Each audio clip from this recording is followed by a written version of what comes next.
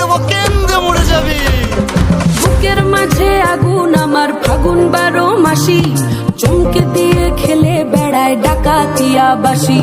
পীড়িত আমার ভ্রমর পরাণ সেই মধুরী খোঁজে, কোন জ্বালাতে মরছি আমি সেই ডাকাতি বোঝে।